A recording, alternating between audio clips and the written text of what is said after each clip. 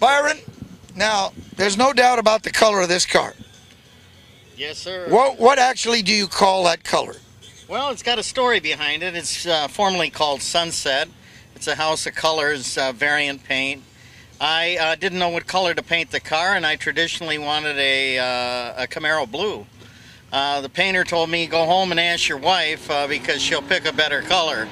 So she looked at the magazines for about 5 weeks and came up with this color. And now people tell me they like the color, and I tell them, yeah, it took me a year to find it. Well, thank goodness that you had a wife that could tell you about all those things. Well, she told me a lot of things. That's why we probably shouldn't even discuss that. Yes, sir. Well, now tell me a little bit about the engine. Let me tell you what I can see here. That's a small block Ford, probably a 351 Windsor. Yes, sir, it is. And it has an AccuFab throttle body and EGR spacer, which I noticed. Yes, it has a custom intake, a box-style intake manifold, nitrous oxide. Let's see, headers. It looks like it makes a lot of horsepower. Yes, it makes 940 on the dyno. You're right about the Windsor. It's stroked to a 388 cubic inch capacity. The heads are race ported by Bennett Racing down in Haleyville, Alabama. Yep. And Trick Flow high ports. And then we go into a Trick Flow lower R unit, which they also race ported. It's the Hogan upper. We run 42-pound injectors. And although some laugh, I still run an Epic, a Ford Epic engine controller. We use an MSD 6 box. The headers were custom made by Cooks out in Long Island. The water pump is a Mazier electric, 55 gallons per minute. We run no power robbers on this car. There is no air conditioning, there's no smog pump, there's no heater, there's no power steering.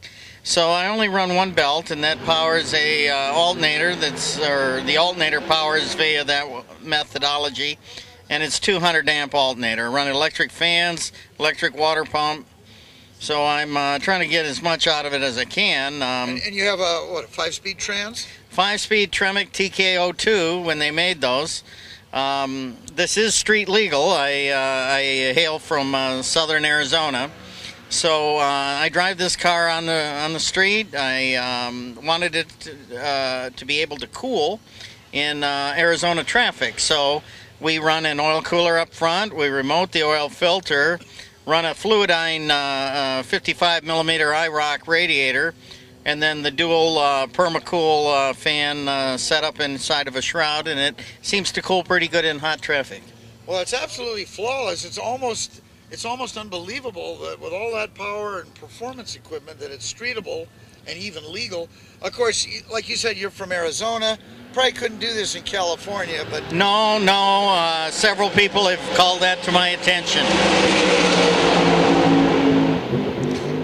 The car itself runs pretty good. I've run it down a drag strip. It runs a 9.56 second in the quarter mile on nitrous oxide. The shot of nitrous is 320 horsepower, single stage. So anything more than that, I think I'd need a progressive system or a multi-step system in order to handle the power to the rear wheels. One of the things that I don't see very often is an all-out race car that's also an all-out show car that's also an all-out street car. Well, you've got everything covered. That's a very good observation. A lot of people said you wanted your cake and eat it too. Anything more radical with this motor, and I'd have to take it off the street because it would be unmanageable. Yeah. It's just fantastic talking to you and seeing your car. Have a wonderful day. Well, it's been a real privilege to talk to you today. Nice chatting with you. Thank you very much. Bye-bye.